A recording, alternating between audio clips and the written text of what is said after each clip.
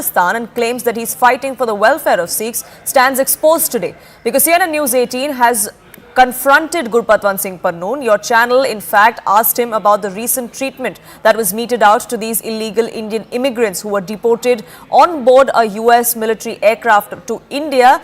CNN News 18's Group Editor Investigations and Security Affairs Manoj Gupta posed some direct questions to Pannun, but he had no answers. He ducked and dodged and evaded every single question we asked him. He did not condemn the Trump administration at all. In fact, he blamed the Indian government. He said that Pannun wants to fight for a separate Khalistan and it's the Indian government that is against the Sikh community. Pannun even declared that he has nothing to do with civil rights or the welfare of Sikhs. He admits that Sikhs for Justice has nothing to do with these civil rights, but they only want to talk about a separate Khalistan. We'll deep dive into what that means and how he stands exposed. But first, listen in to this exclusive conversation. नहीं, मेरा limited सवाल आपसे है mister Pannun. You have been the advocate of biggest Sikh rights in US across the world. No, but you have not spoken a single word. You have not. I'm working for Khalistan. No. But Mr. Punnu, you have not spoken. You have not spoken even a single word. I'm not working on a civil rights case at all. No. You have been talking about the civil rights only, Mr. Punnu. You have not. India committed genocide of Sikhs. No, Mr. Punnu. You have been talking about the Sikhs rights only. You have not spoken even a single word. The way Trump government is treating them. Committed genocide of Sikhs. There is a widow. No. Why are you deviating, Mr. Punnu? I always thought you are a brave man. You will reply on this. You should reply that why you have not spoken a single word against Trump. Disinformation. This is the same India that has. No. You are. Nah. Mr. Punnu. Mr. Punnu, you are.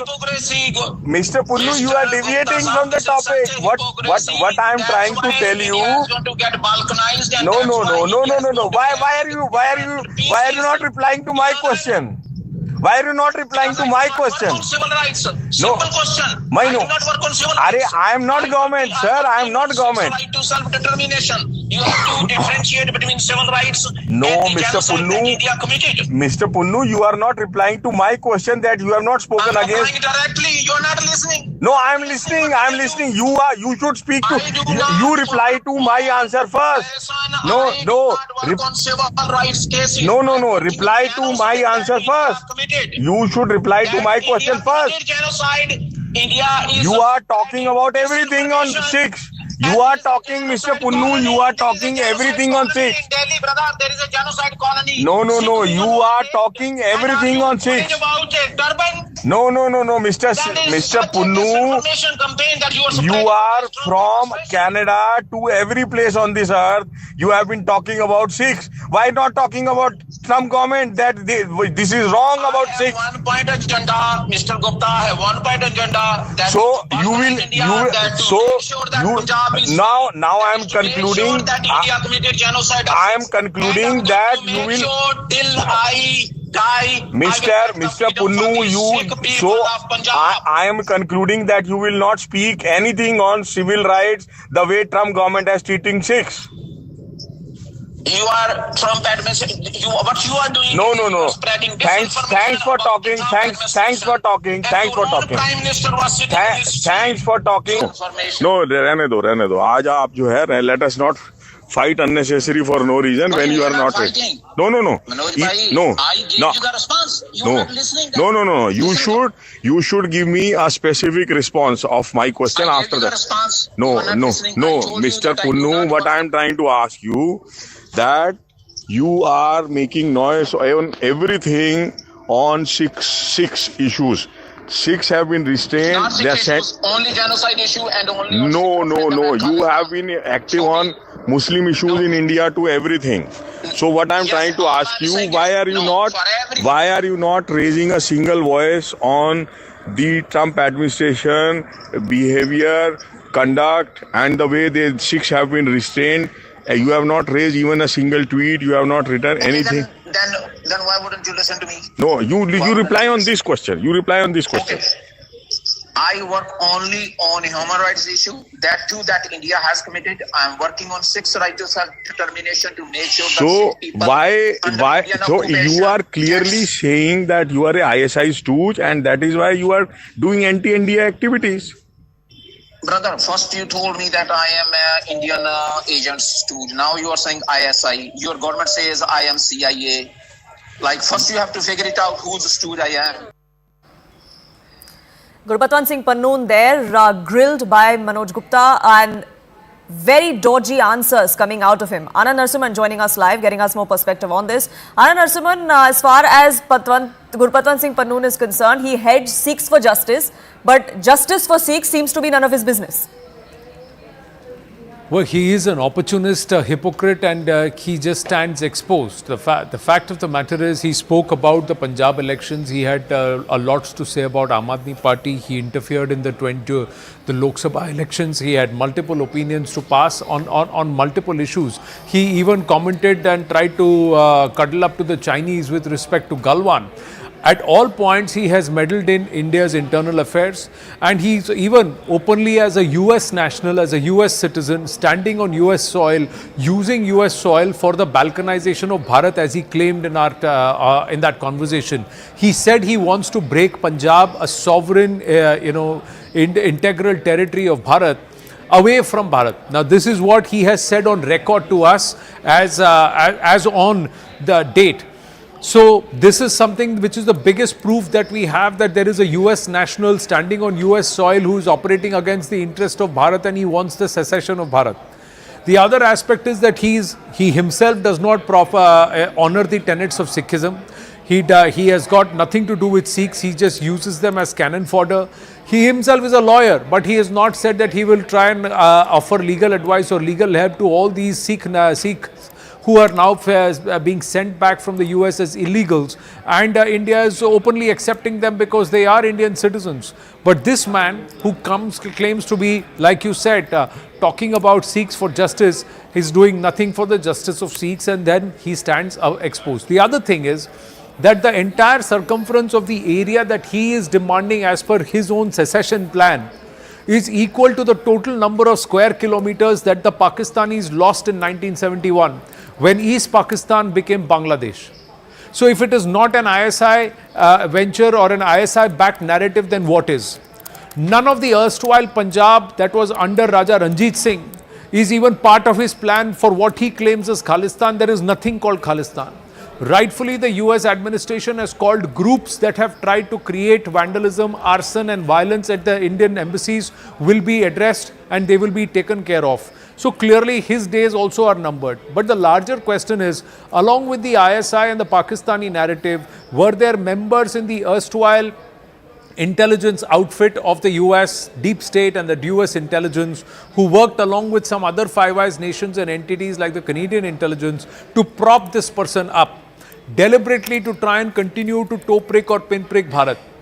This is the big question. Are there cords which tie the ISI not just with Gurpatwant Pannun but the ISI with certain members of the US intelligence and deep state who deliberately pushed this narrative over the last 3-4 years, really giving this man a platform?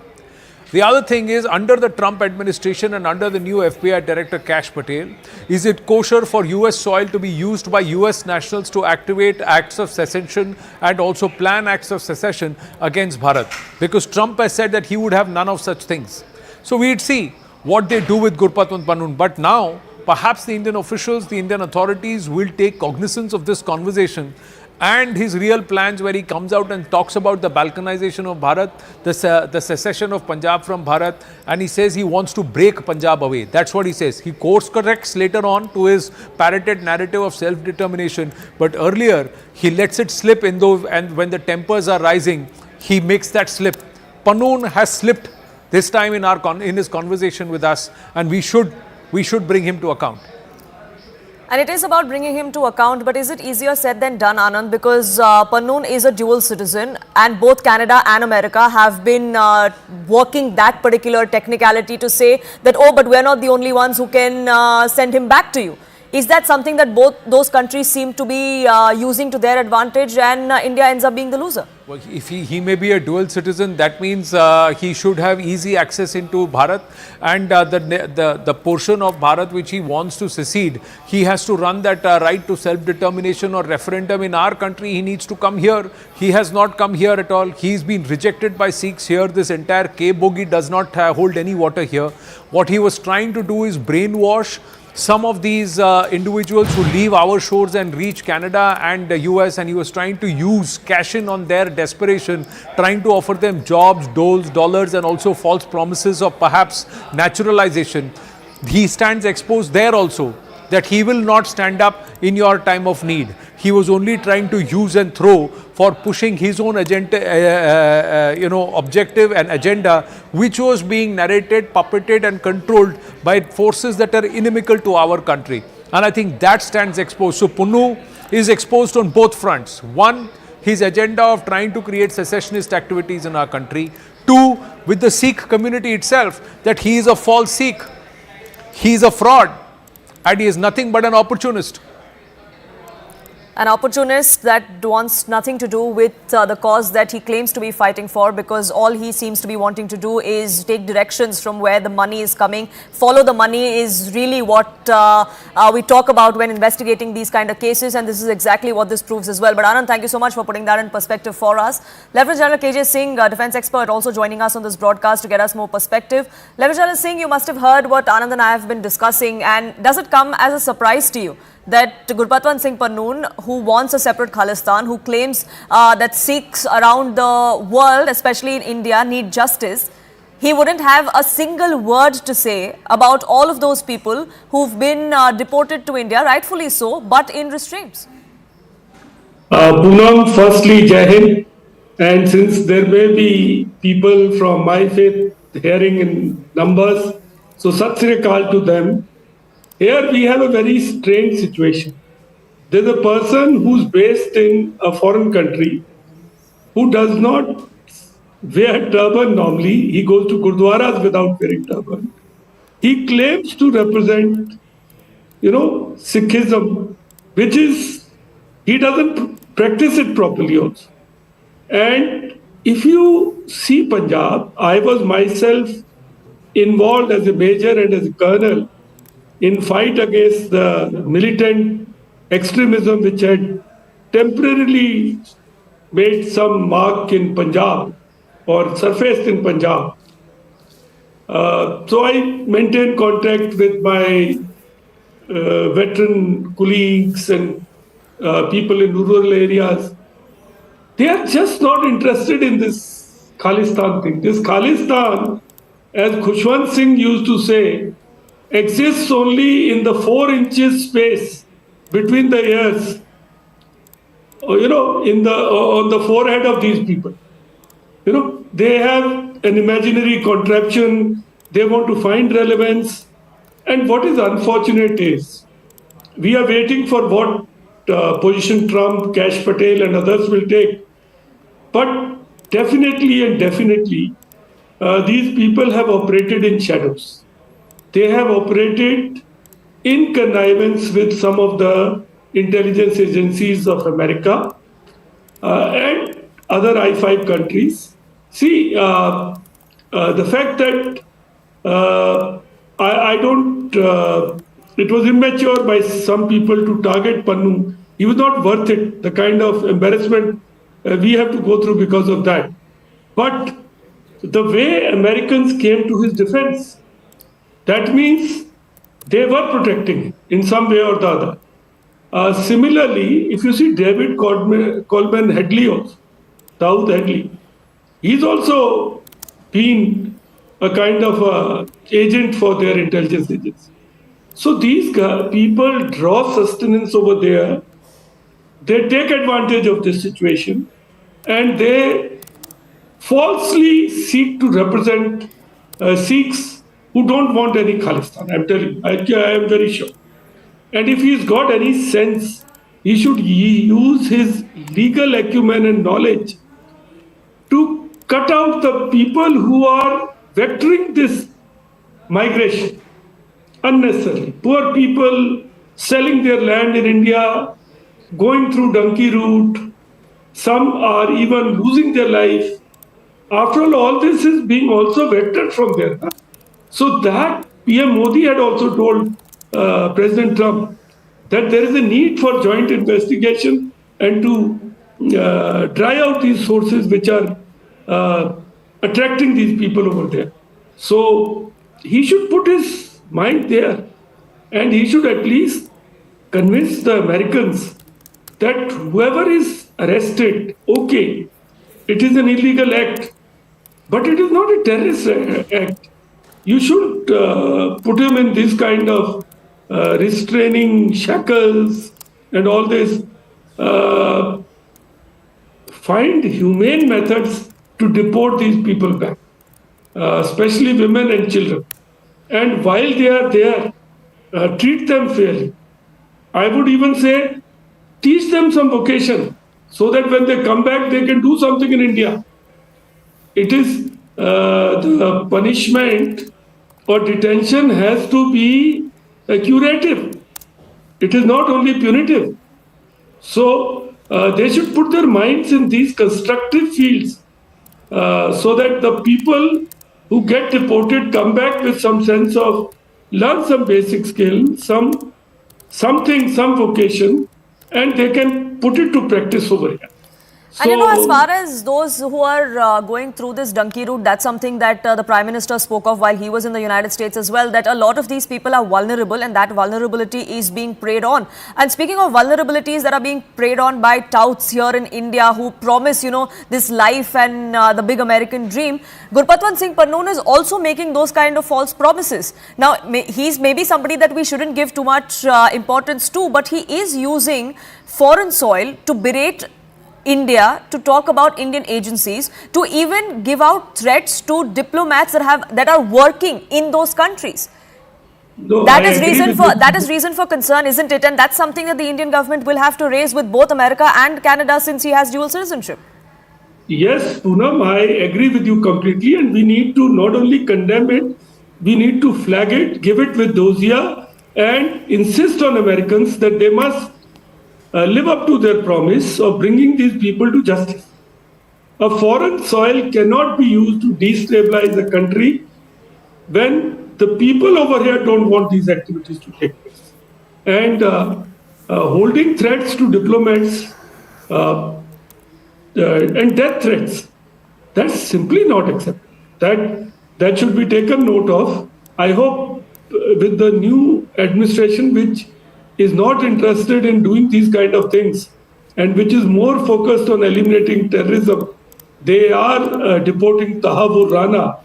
So similarly, they must tell these people that, listen, if you want to live in America, you will have to live like a proper citizen and not destroy a relationship with an emerging economy, the most populous nation of the world today, India.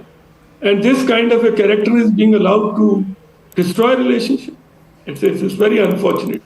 And I'm sure our agencies have provided US agencies with enough data about his dealings with ISI, about his funding pattern, about the kind of activities he does.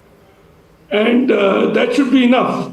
And since we have a new administration in the United States, perhaps a newer administration in Canada which goes to elections later this year, maybe there is hope that there will be some alacrity that is shown on issues like this from both sides. Unfortunately, I'm completely out of time, but Lieutenant General KJ Singh, thank you so much for joining us here on CNN News 18 and sharing your perspective. Now, this is CNN News 18 World exclusive that we got to you here, where Gurpatwant Singh Pannun has been completely exposed by his own words. And we've been discussing this all through the day today. We spoke to more experts on this issue. Listen in. This person has to be rejected by one and all. Nothing but an opportunist and a hypocrite. Because if he truly stood for Sikhs, he should have raised his voice and said, no, I'm a lawyer, I'll try and give them legal help. Anand, you're absolutely right. I mean, at some level, this is hilarious. You know, the way that he sort of backs up saying, no, I'm just a lawyer for civil liberties. I mean, what is wrong with you? So he's thoroughly exposed as a person, as an opportunist who has no real feeling for any of our Sikhs. I mean, our Sikhs are our bravest among us, our population. We care for them. He does not. I think that is very clear. Second thing is, the very fact that his whole outfit pushes for this so-called Khalistan, and he says you should be a neighbor of Pakistan, forgetting that much of so-called Khalistan lies in Pakistan. He never talks about that. It's all about what is there in India.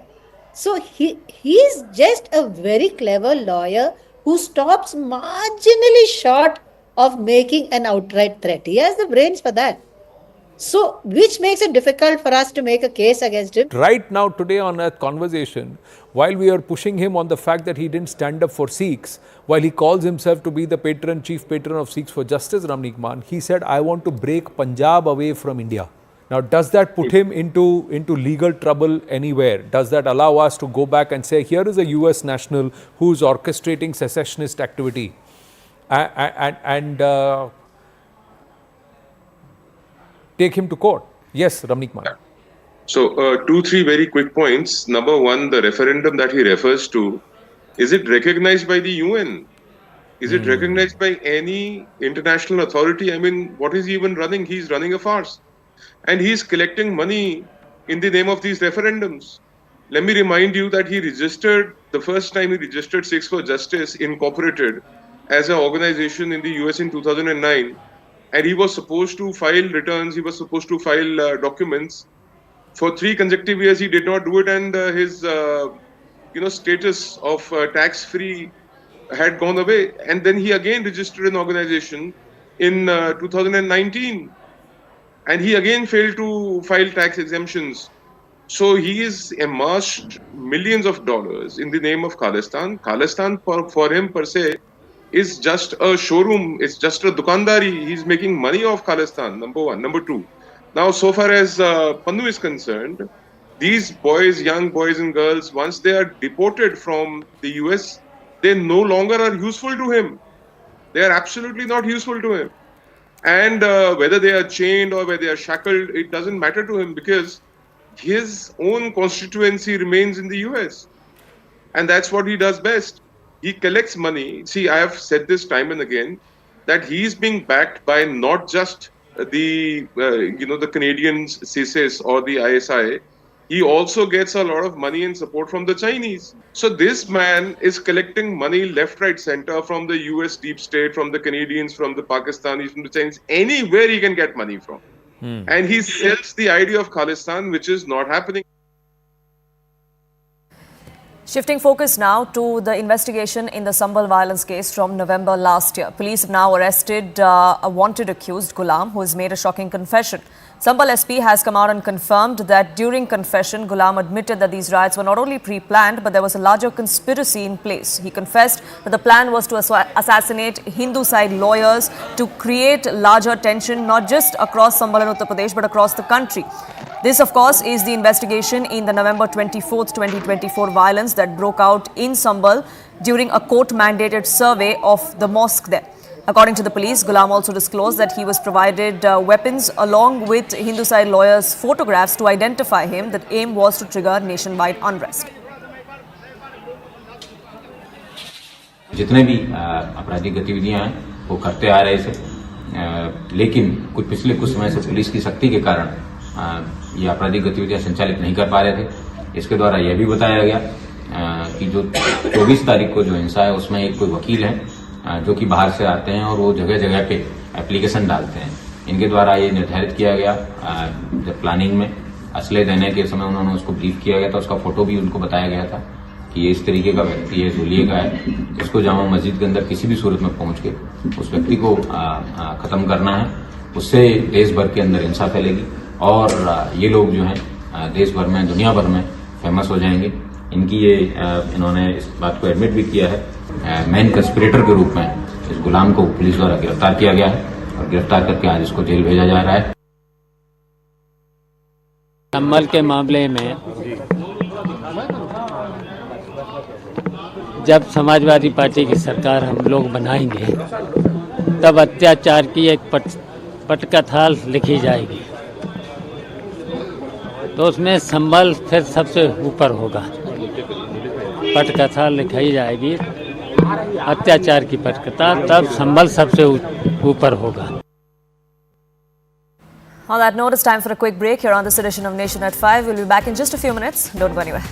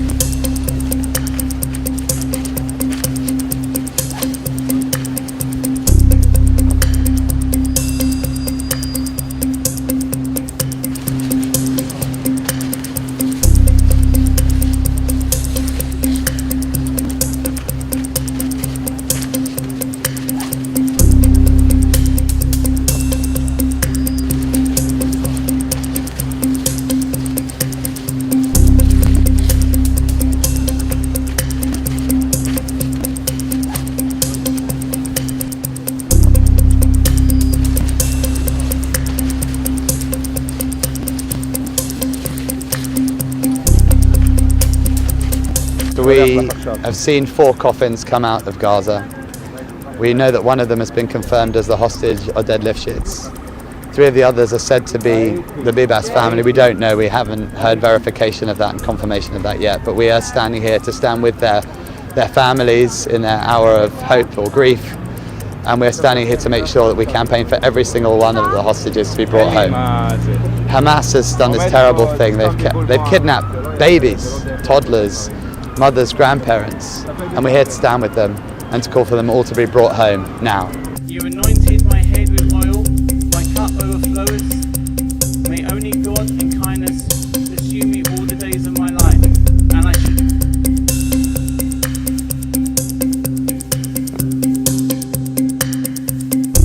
To Israel, we pray for the ascent of their souls. May the garden of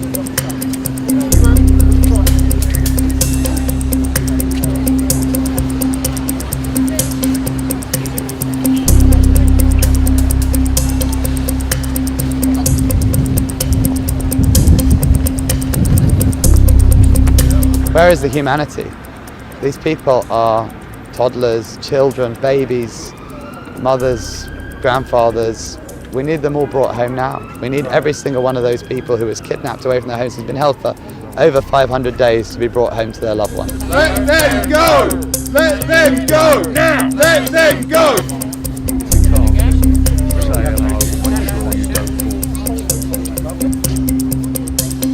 I can see a little bit on this slide.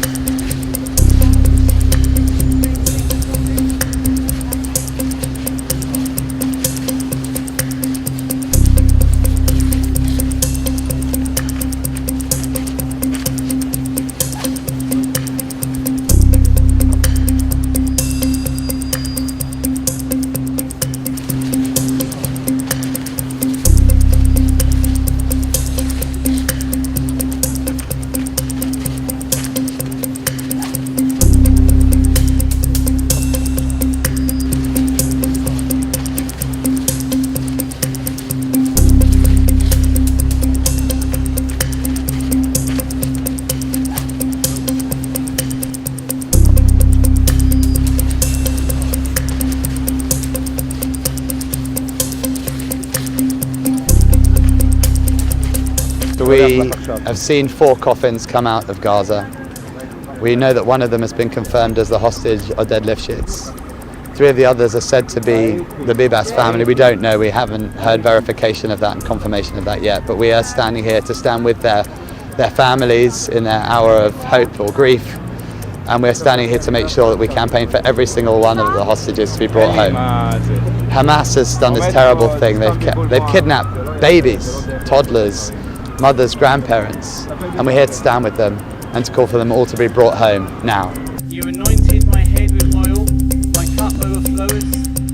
May only God in kindness pursue me all the days of my life, and I should.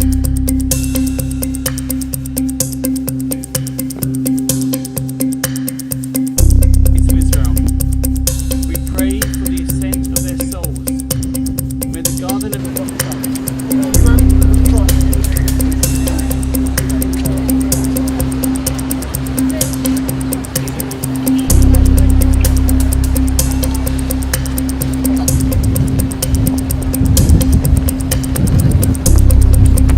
Where is the humanity?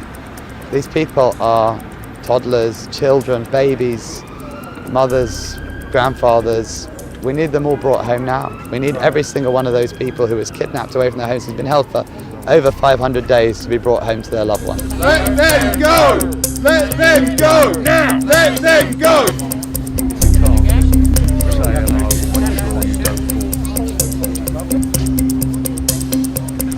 I see a little bit on this slide.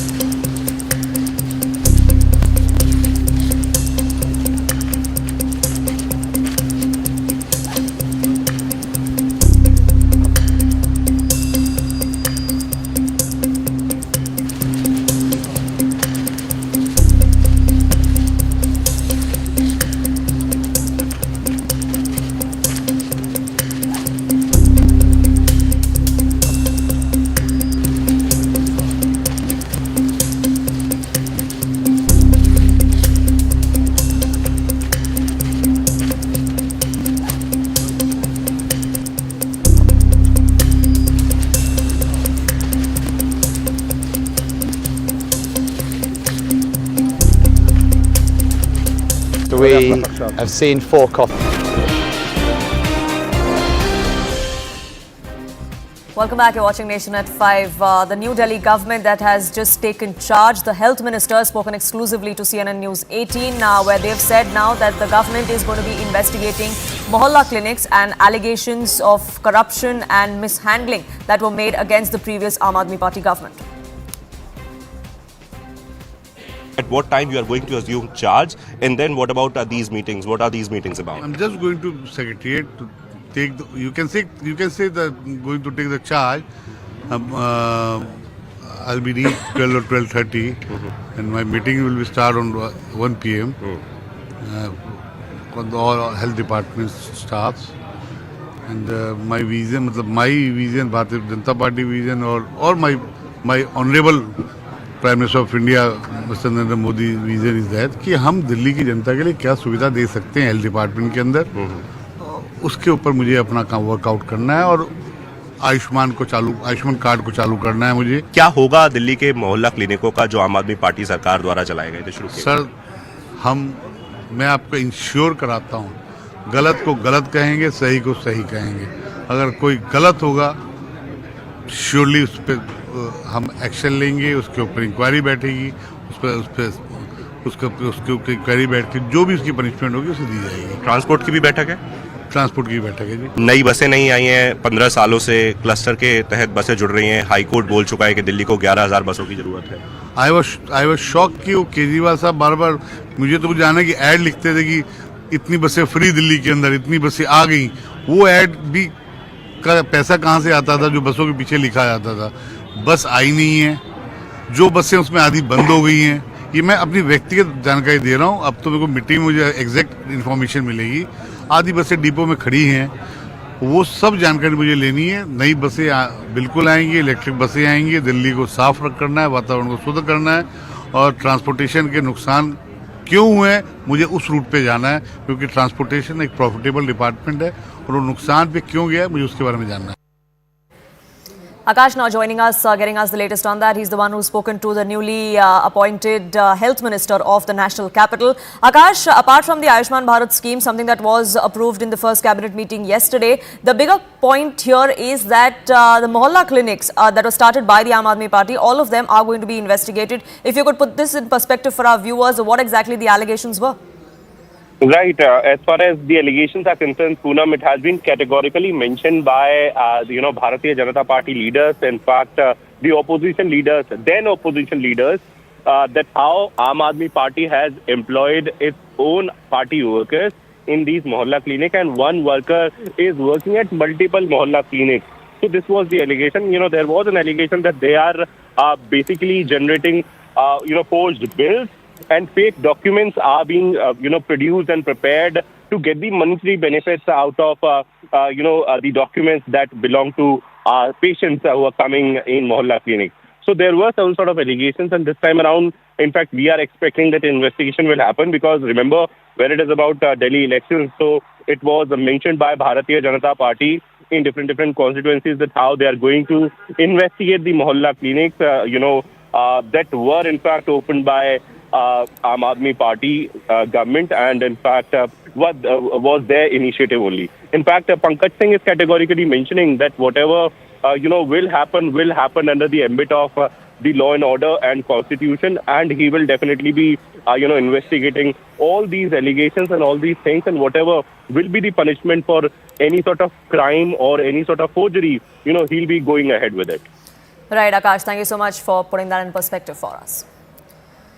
Shifting focus now to the controversy that has erupted over USAID, that is only triggering a larger BJP versus Congress fight here in India. USAID grant rocked the political corridors in India after Donald Trump came out and said that it seemed like it was a kickback scheme, that $21 million from US fund were given to India to increase voter turnout. Remember, it was Elon Musk, the founder and the person who oversees the Department of Government Efficiency, that first flagged this, claiming that the $21 million fund was being cancelled.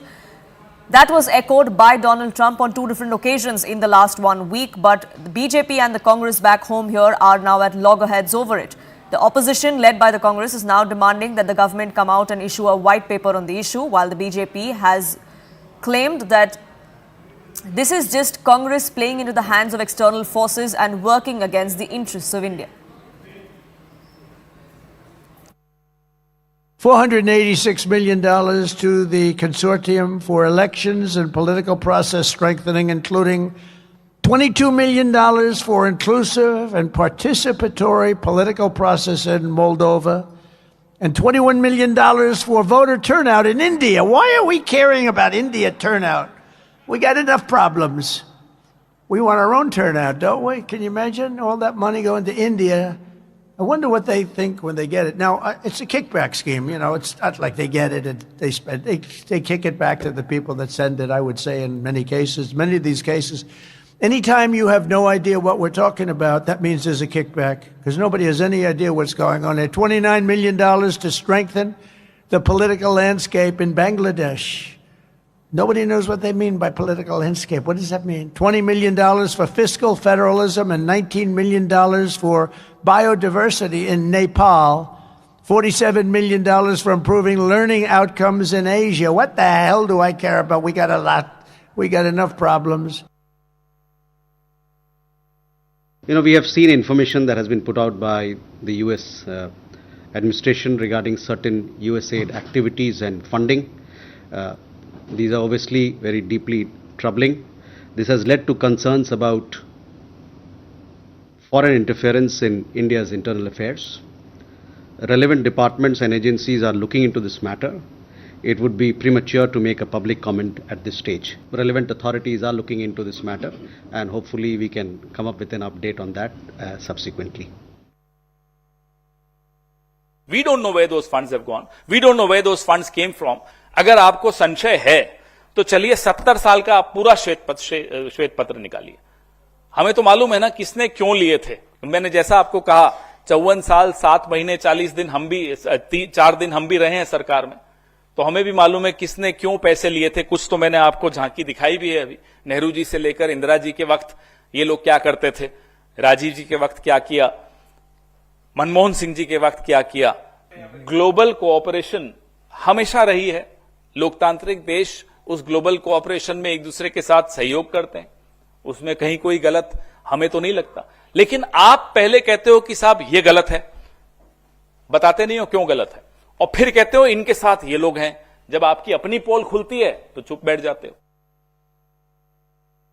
Gandhi परिवार, राहुल गांधी नकली गांधी और सोनिया गांधी नकली गांधी. आपको अचंभा भी नहीं होगा क्योंकि पूरा देश जान गया है कि राहुल गांधी गद्दार हैं. मोदी जी से नफरत करते करते वो कोई भी ऐसी गतिविधियों में लिप्त पाए जा सकते हैं, चाहे वो देश विरोधी क्यों ना हो, अगर मोदी जी को नुकसान हो और भारत को नुकसान हो. Pallavi now joining us, getting us more perspective on this. Pallavi, the chorus is for an investigation in this particular case. The Congress-led opposition has been demanding a white paper. Is that something that the government is open to? Because we are going to be seeing the second session of the budget session happen soon enough. Well, a lot depends on how much the investigation progresses. The fact remains is that the first step has already been taken. There has been an exchange of lists which has taken place between American and the Indian administration, Poonam. But apart from that, sending out questioners, trying to track the transaction, unnatural transaction details, some travels, all of that is going to take some time. Government sources have made it very clear to us that yes, there is going to be a full-fledged inquiry, but this is something which could take some time given the huge list and also how much of a mammoth exercise it. See, white paper can only be based after some sense of investigation is taken forward. As of now, no word coming in from the government. But I think the opposition parties are also trying to goad the government that indeed if there is such a list and there are names which are linked to us, then why don't you come out with a white paper? Let's have a threadbare discussion on this on the floor of the House, and then the matter can be referred to the parliamentary committee. But I think at this point of time, it's an eyeball to eyeball confrontation with the BJP giving a point by point rebuttal. The newspaper report being quoted by the Congress party is now being countered by the BJP, where the BJP is saying that the links of the particular newspaper to many of these USAID organizations being funded, that is also something which has been hidden. So the BJP is refusing to accept this labeling coming in from the Congress. Equally, Congress very much demanding a white paper and outrightly rejecting all those allegations coming in from the BJP. Right, Pallavi, thank you so much for bringing in that perspective. The political war of words, meanwhile, continues to escalate here back home. We'll keep a track of that and much more here on this edition of Nation at 5. For now, time for a quick break.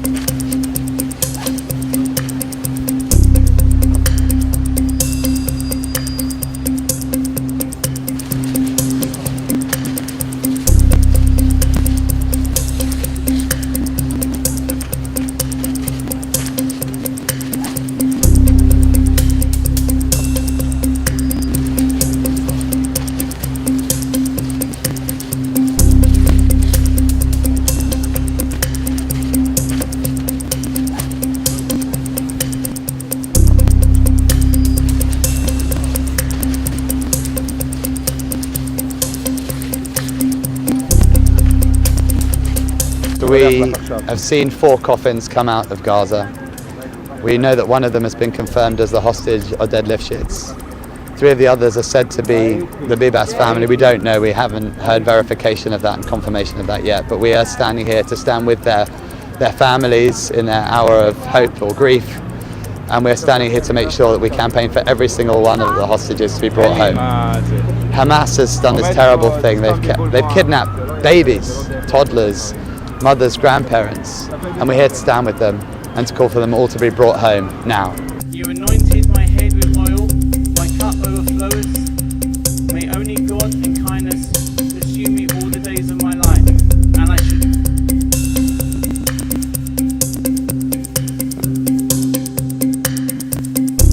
To Israel, we pray for the ascent of their souls. May the garden of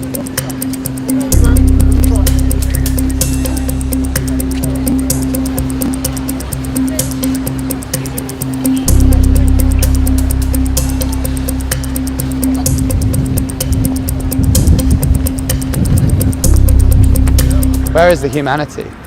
These people are toddlers, children, babies, mothers, grandfathers. We need them all brought home now. We need every single one of those people who was kidnapped away from their homes, who's been held for over 500 days, to be brought home to their loved ones. Let them go! Let them go now! Let them go!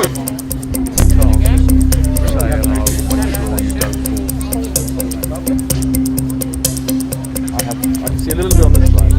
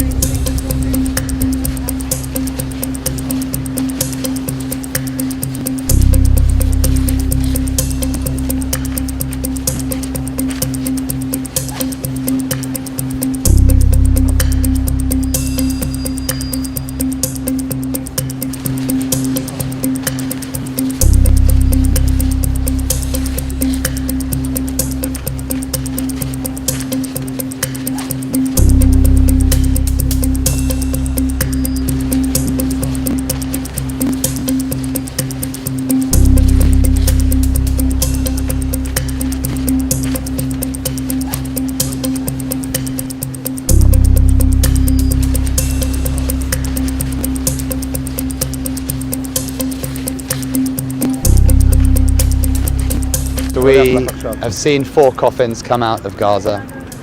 We know that one of them has been confirmed as the hostage or deadlift shits. 3 of the others are said to be the Bibas family. We don't know, we haven't heard verification of that and confirmation of that yet, but we are standing here to stand with their families in their hour of hope or grief, and we're standing here to make sure that we campaign for every single one of the hostages to be brought home. Hamas has done this terrible thing. They've kidnapped babies, toddlers, mothers, grandparents, and we're here to stand with them and to call for them all to be brought home now. You anointed my head with oil, my cup overflows. May only God in kindness pursue me all the days of my life, and I should.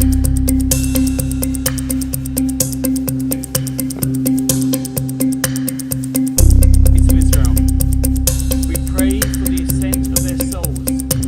May the garden of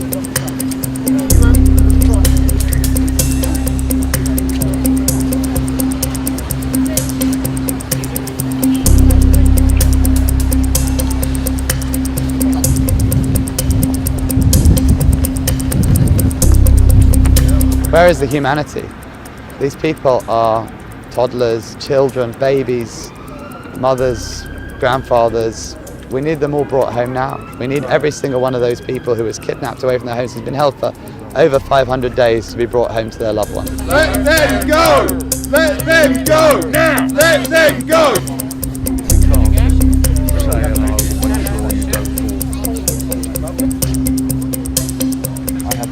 little bit on the slide.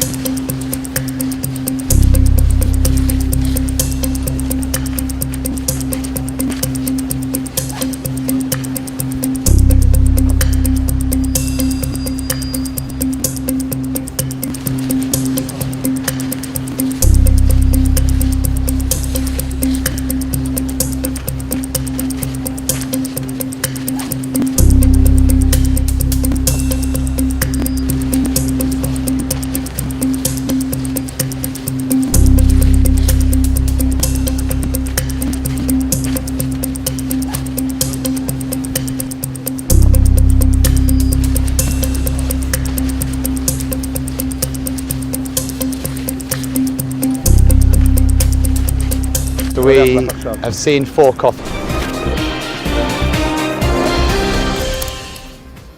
Thank you for staying with us here on Nation at 5. The central government will soon invite applications under the scheme for the promotion of manufacturing electric cars in India, which will give global OEMs a 15% concessional duty as opposed to the current 70%. The scheme was announced in March last year, and the government has been holding consultations with the industry on the implementation of these guidelines. The Ministry of Heavy Industries, which is the nodal ministry in charge of the scheme, has now prepared these draft guidelines, and they're inviting feedback. This also comes at a time when Elon Musk's Tesla is eyeing its India entry. That could be around the time that these applications are open as well.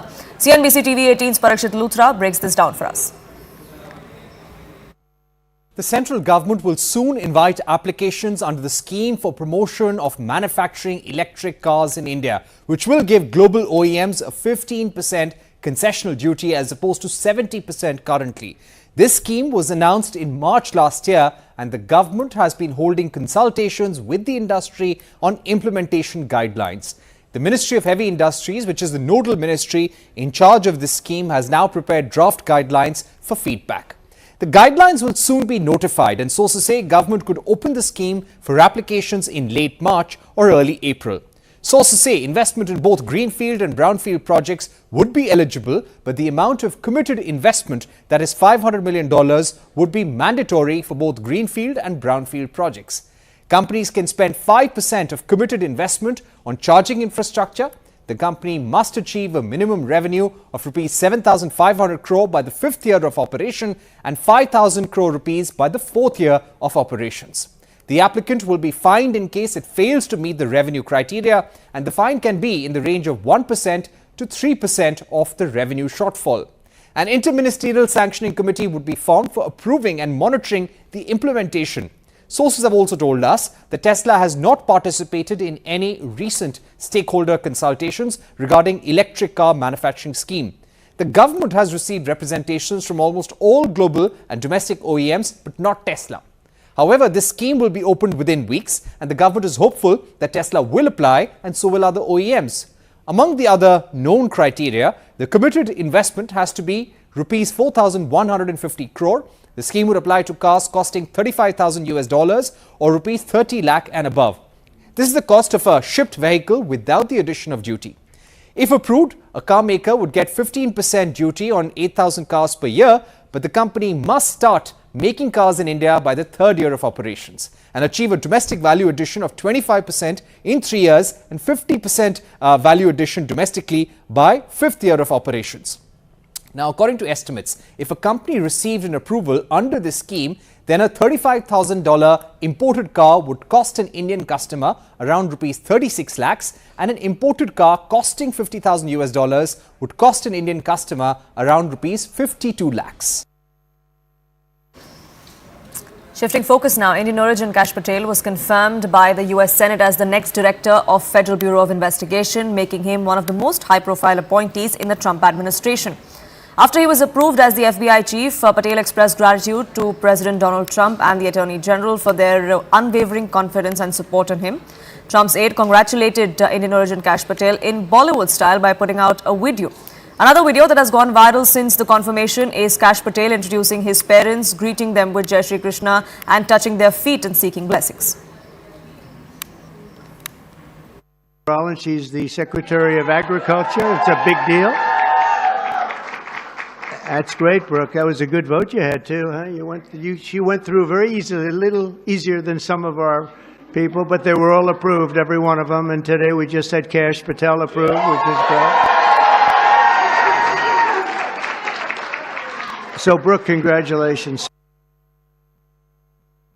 The Senate has confirmed Kash Patel to be the next director of the FBI. The vote in the Republican-controlled Senate came despite Democratic concerns about Patel's relative lack of management experience compared to his predecessors, as well as concerns that he might look to operate as a Donald Trump loyalist and use the powers of the FBI to go after adversaries of the president. Republicans, for their part, see Patel as the right person at the right time for this job, and they say that his leadership is needed to reform the FBI. It's worth noting that Patel would inherit an FBI that's really been gripped by turmoil.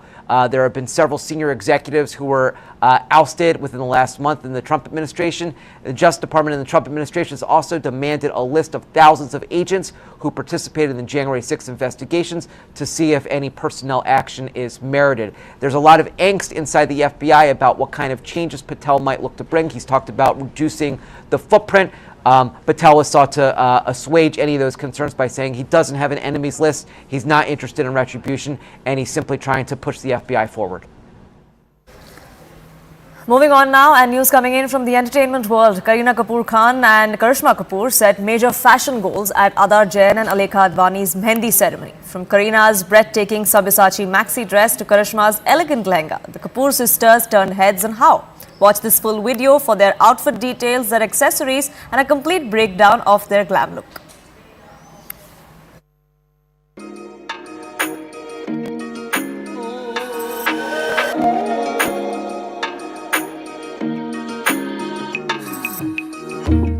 When it comes to stealing the spotlight, no one does it quite like Kareena Kapoor Khan.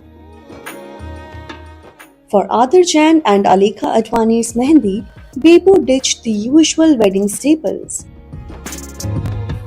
No lehengas, no anarkalis, no salwar suits. Instead, she made a jaw-dropping statement in a Sabyasachi maxi dress that redefined wedding fashion. Straight from Sabyasachi's 2023 collection, Kareena's dress was the perfect blend of heritage and contemporary glamour. The vibrant floral print, paired with intricate embroidery around the neckline, gave the ensemble a regal touch. While side slits added a sultry modern twist. It was unexpected, unconventional, and oh so chic. Styled by Divya D'Souza, Kareena's accessories were just as exquisite. She carried a deep burgundy Sabyasachi sling bag, effortlessly complementing her outfit. Statement Sabyasachi jewelry added the right amount of oomph factor, while her golden Manolo Blahnik pumps tied the entire look together. For glam, Bebo went bold with smoky coal-lined eyes, keeping the rest of her makeup fresh and dewy. Her hair, a sleek middle-parted half updo, letting her outfit do all the talking.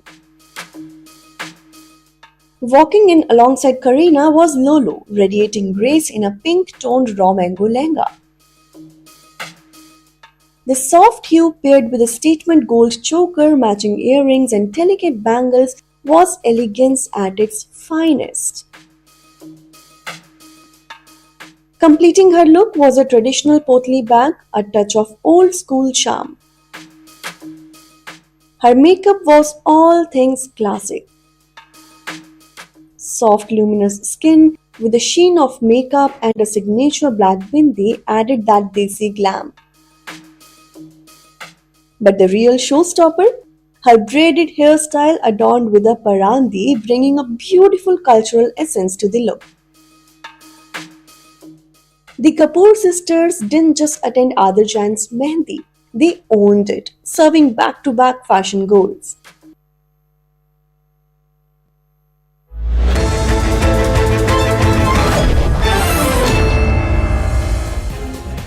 A very good evening. You're watching Plain Speak with me, Akanksha Swaroop. US President Donald Trump's latest remarks have sparked a fresh furor between the Bharatiya Janata Party and Congress. This after Trump questioned the $21 million USAID funding for voter turnout, calling it a kickback scheme. Not only has BJP now accused Congress party of using foreign support to influence elections, but also labelled the leader of opposition Rahul Gandhi as a tool for foreign agencies. The BJP was prompt to link Trump's comments to Congress leader Rahul Gandhi's 2023 remarks in London about global concerns over Indian democracy.